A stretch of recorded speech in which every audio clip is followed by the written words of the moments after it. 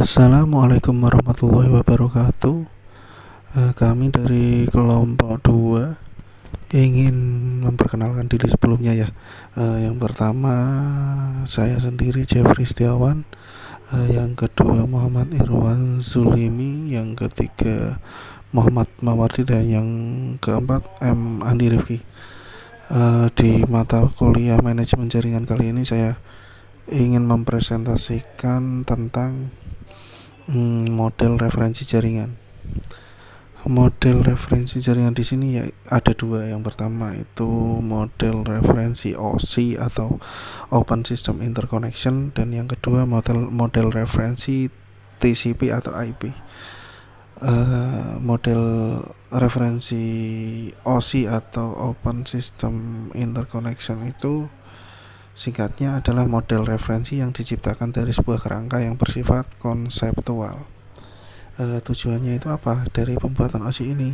Di sini dijelaskan tujuan dari pembuatan OSI adalah menjadi model rujukan bagi setiap vendor atau developer, sehingga produk atau perangkat lunak yang dibuat memiliki sifat interpolate. Artinya user dapat melakukan kerjasama dengan produk atau sistem tanpa perlu melakukan penanganan secara khusus atau spesial.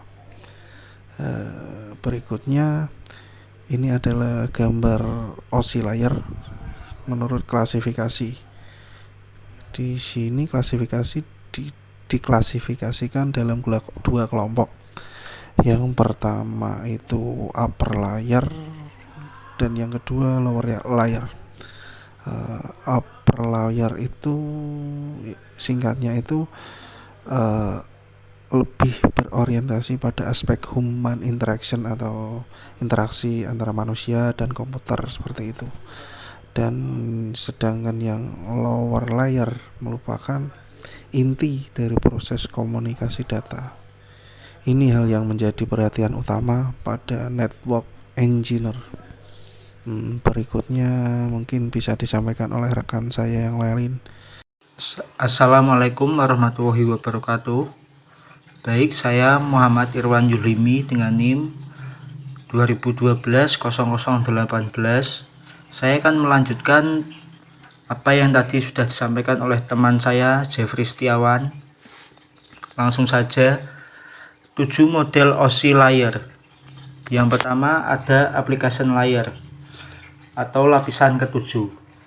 Application layer adalah lapisan yang menjadi pusat atau center terjadinya suatu interaksi antara pengguna dengan aplikasi yang bekerja menggunakan fungsionalitas sebuah jaringan. Selain itu juga mempunyai fungsi untuk melakukan konfigurasi mengenai bagaimana cara aplikasi dapat bekerja menggunakan resource jaringan.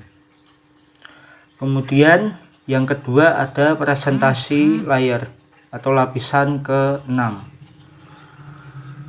Lapisan yang ke-6 adalah presentasi layer, di mana mempunyai fungsi untuk menetralisasikan format data yang akan ditransmisikan oleh aplikasi melalui jaringan ke dalam format yang dapat ditransmisikan oleh sebuah jaringan. Kemudian yang ketiga ada session layer atau lapisan ke-5. Session layer merupakan lapisan yang berfungsi untuk mendefinisikan bagaimana sebuah koneksi dapat dibuat, dikelola, dan dikembangkan. Selanjutnya yang keempat ada transport layer, yaitu lapisan keempat. Transport layer mempunyai fungsi untuk memecah data menjadi paket-paket data, serta memberikan nomor urut untuk setiap paketnya. Kemudian yang kelima ada network layer atau lapisan yang ketiga. Tugasnya adalah membuat header untuk paket yang berisi informasi IP, Internet Protokol, baik IP pengirim maupun IP tujuan Anda. Kemudian yang keenam ada data link layer, lapisan kedua. Pada data link layer memiliki tugas untuk menentukan setiap bit data dikelompokkan menjadi format yang disebut dengan frame. Kemudian yang ketujuh atau yang terakhir ada physical layer, yaitu lapisan yang pertama. Fungsinya adalah untuk mendefinisikan media transmisi jaringan, sinkronisasi bit, metode pensinyalan, serta membangun arsitektur jaringan seperti pengkabelan dan topologi jaringan. Kemudian di sini kita akan membahas cara kerja OSI layer. Pertama, application layer akan mengirimkan data yang dikirim pengguna kepada perangkat komputer penerima data. Kemudian yang kedua, pada presentation layer terjadi konversi email menjadi sebuah format jaringan. Kemudian yang ketiga, pada session layer akan membentuk sesi perjalanan data hingga seluruh proses pengiriman data selesai dilaksanakan.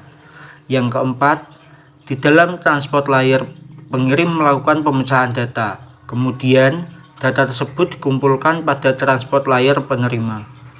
Yang kelima, network layer membuat sebuah alamat sehingga dapat menuntut dan mengarahkan data hingga sampai pada tujuan yang benar. Kemudian selanjutnya, di dalam data link layer akan dilakukan pembentukan data menjadi bentuk frame serta alamat fisik. Dan pada lapisan utama, tepatnya physical layer, data akan dikirim melalui medium perantara jaringan menuju lapisan transport penerima. Langkah yang terakhir, alur jalannya proses akan berbalik dari physical menuju application layer. Nantinya akan mengarah pada jaringan komputer penerima.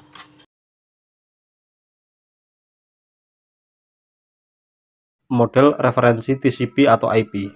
Transmission Control Protocol atau Internet Protocol, TCP atau IP merupakan kumpulan protokol yang asli bermaksud membuat sebuah protokol yang dapat melintasi lingkungan jaringan yang beraneka ragam dan mempunyai kemampuan menjalankan rute ganda untuk sampai ke tujuan akhir.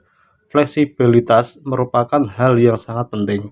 Pada mulanya TCP atau IP disebut NCP, Network Control Protocol. Protokol percobaan tersebut melewati jaringan paket switch. Tujuannya adalah memastikan bahwa jika suatu bagian jaringan mengalami kerusakan, transmisi data akan tetap berlangsung melewati rute alternatif lain. Itu karakteristik lapisan TCP atau IP. TCP atau IP mengatur komunikasi data komputer di internet dan memastikan pengiriman data ke alamat yang dituju. Lapisan-lapisan protokol TCP atau IP melayani permintaan pengguna untuk mengirim dan menerima data, mengatur komunikasi antar host, melakukan pengecekan kesalahan, menyampaikan paket ke alamat yang benar, dan mengirim atau menerima data dari media fisik. Protokol TCP atau IP mempunyai 5 lapisan yang merupakan penyederhanaan dari lapisan-lapisan yang ada di OSI. Lapisan-lapisan protokol model TCP atau IP mempunyai 5 lapisan, yaitu lapisan aplikasi, lapisan transport, lapisan internet, lapisan antarmuka jaringan fisik, dan lapisan fisikal. Yang pertama yaitu lapisan aplikasi. Lapisan aplikasi pada model protokol TCP atau IP adalah lapisan yang melayani permintaan pengguna untuk mengirim dan menerima data. Lapisan ini merupakan tempat di mana aplikasi dan servis-servis lain memperoleh akses ke jaringan. Lapisan ini merupakan jendela protokol terhadap dunia. Lapisan kedua yaitu lapisan transportasi atau transport, merupakan model protokol TCP atau IP yang berfungsi untuk mengatur komunikasi antar host dan melakukan pengecekan kesalahan. Lapisan ini melakukan dan mempertahankan komunikasi point-to-point di antara dua host. Fungsi utamanya yaitu untuk memberi balasan terhadap informasi dan mentransmisikan paket-paket data. Yang ketiga yaitu ada lapisan internet yang bertugas untuk menjalankan data di dalam dan di antara jaringan yang berbeda. Router sangat berfungsi pada lapisan protokol ini dan bertugas meneruskan paket data dari suatu jaringan atau segmen kepada jaringan lainnya. Lapisan yang keempat yaitu lapisan antarmuka jaringan atau fisik, merupakan lapisan paling bawah. Lapisan ini bertugas untuk mengirim paket data yang berisi IP. Lapisan ini bekerja dekat dengan ARP untuk menentukan header informasi yang tepat, yaitu perlu ditambahkan pada masing-masing frame. Yang terakhir yaitu ada physical layer yang mendukung semua standar dan properti protokol lain. Lapisan ini menentukan karakteristik media transmisi, rata-rata pensinyalan, serta skema pengkodean sinyal dan sarana sistem pengiriman data ke device yang terhubung ke network.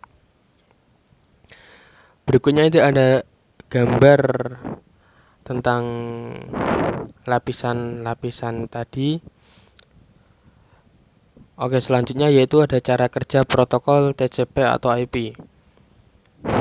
Yang pertama yaitu data dipecah menjadi paket kecil dengan tujuan agar bisa ditransmisikan melalui media dan protokol yang sesuai. Setiap paket data diberi label dan tujuan paket dikirim. Paket-paket akan melewati router di dalam jaringan internet. Router bertugas untuk mengantar dan menentukan rute dari paket yang dikirimkannya. Selanjutnya yaitu ketika paket sampai pada tujuan, protokol TCP atau IP akan berfungsi sesuai tugas di divisi atau layer masing-masing. Dimulai dari layer paling bawah yang menerjemahkan sinyal atau isyarat menjadi logikal data dan diteruskan ke layer di atasnya untuk memastikan apakah paket data sudah diterima apa belum. Disesuaikan dengan pemilihan protokol TCP atau IP. Oke, sekian presentasi dari kelompok kami. Kurang lebihnya mohon maaf. Wassalamualaikum warahmatullahi wabarakatuh.